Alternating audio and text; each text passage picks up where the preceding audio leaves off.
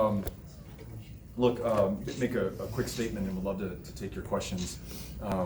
The reason that I'm here, obviously invited by Gabby Giffords and March for Our Lives, but the reason that we're all here is because of Gabby Giffords and March for Our Lives and those who have made gun violence central to this presidential campaign, to the national conversation, and to any real hope we have of actually achieving any of the proposals that were talked about on the stage by any of the candidates today. So the reason I'm so optimistic and hopeful about our ability to address gun violence is because of the leadership that was in that room today that is making it possible. So it's a huge honor to be here.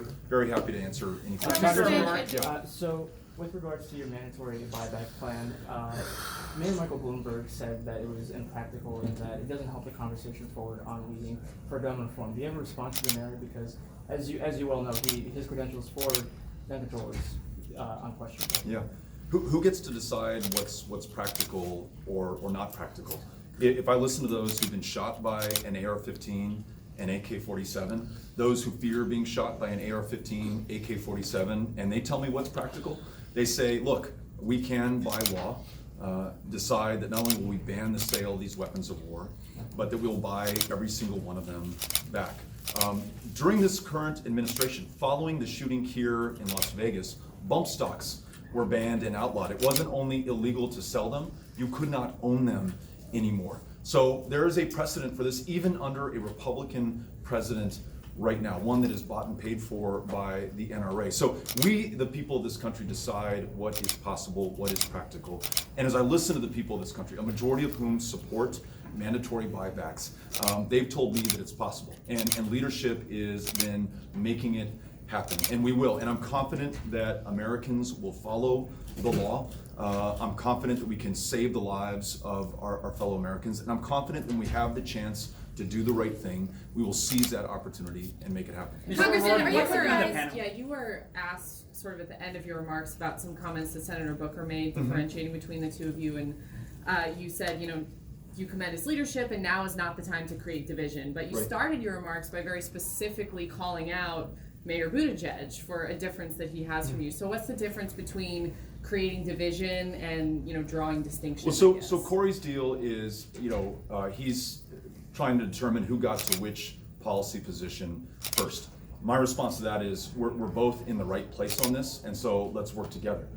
What Pete has been saying is that a mandatory buyback is the shiny object that is distracting us. How in the world can you say that to March for Our Lives? How can you say that to survivors of mass shootings across this country? How can you say that to the majority of Hispanics in America, certainly in Texas, who fear that they will be the victims of a mass shooting inspired by racism and hatred that's been welcomed into the open by this president and has been armed with weapons of war?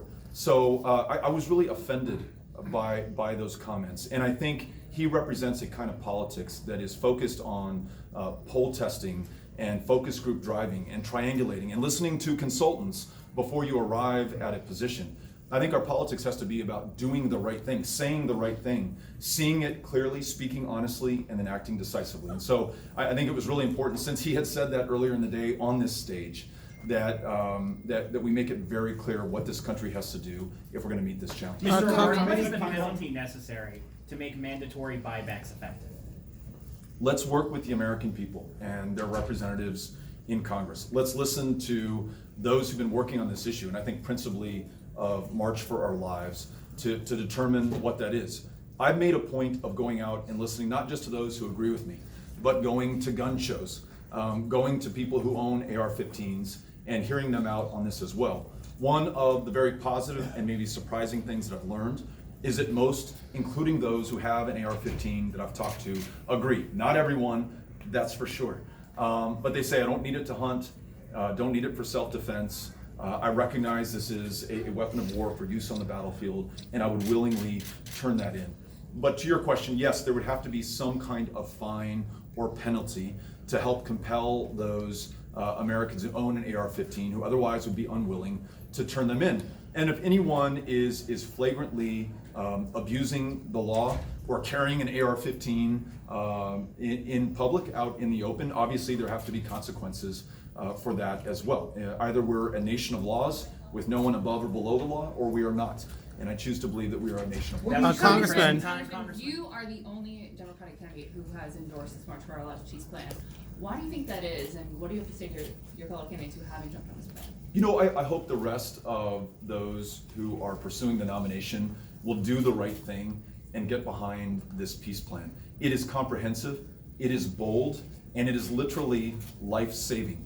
And importantly, it doesn't just look at one aspect of the problem. So it certainly addresses mass shootings, but it also addresses shootings in communities where it is so numbingly common that it has no longer become part of the conversation. March for Our Lives is focused on them, and not just in background checks or buying these weapons of war back off the streets, but in violence intervention and prevention before a shot is fired, and then also investing in the trauma that many people across this country, including young people, primarily in communities of color, live through literally every single day of their lives. I don't know that anyone has taken a more comprehensive look and offered a more comprehensive solution to this challenge. And that was what was so compelling to me, and why I was so glad and honored to support them and get behind this peace plan. I hope other candidates will do the same as well.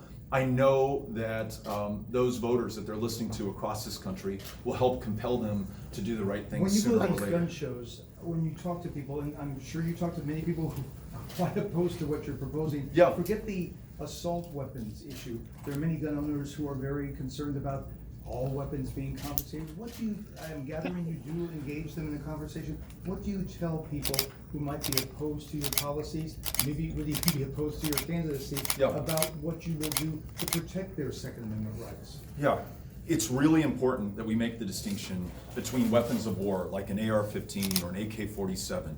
And we all know just how devastatingly effective they are at killing people and how many people they can kill in such a short period of time.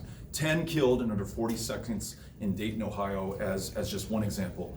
Distinguish between that weapon and a shotgun, a handgun, a hunting rifle, something that is clearly meant to be protected under the Second Amendment. I would remind them of that distinction, make it clear, and some people will intentionally try to confuse the issue.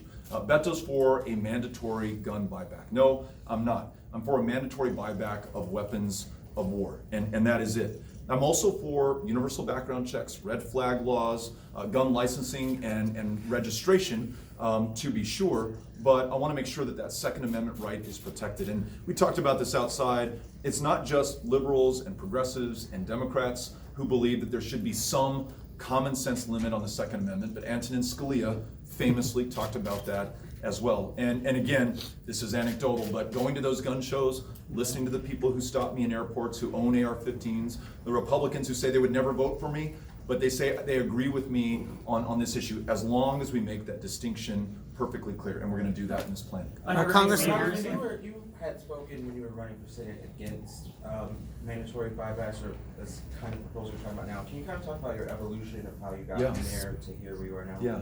So I would go to every one of the 254 counties in Texas, and I would talk about gun violence. Very often talking to an audience of not just gun owners, but people who brought their guns to the town hall meetings.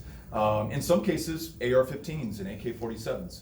And I would say in every one of those places, we're gonna stop selling this type of weapon because of the damage it can do, the level of fear that people live in. And that really was the constraint of the conversation. And it was further than any statewide candidate in Texas had ever gone. And we weren't just saying it in Austin and in Houston and in the safe places. We were saying it in the remote, rural, red counties of Texas as well. But for me, it really took listening to those families who had lost someone in El Paso, who had survived that mass shooting, to think that problem all the way through and realize that if it was bad to sell them, then to leave 10 million of them out there on the streets, every single one of them a potential instrument of terror, that was wrong too, and we must buy them back. So that's, you asked about my path to come to this conclusion. That was really it. I'm grateful again that in addition to my talking about this as I campaign across the country. There are so many young people at a grassroots level who are sharing their courage of their conviction on this with their parents, with their teachers, with the people in their lives. So that now you have in Texas 49% of the people in that state supporting a mandatory buyback. I think 36% opposed right now.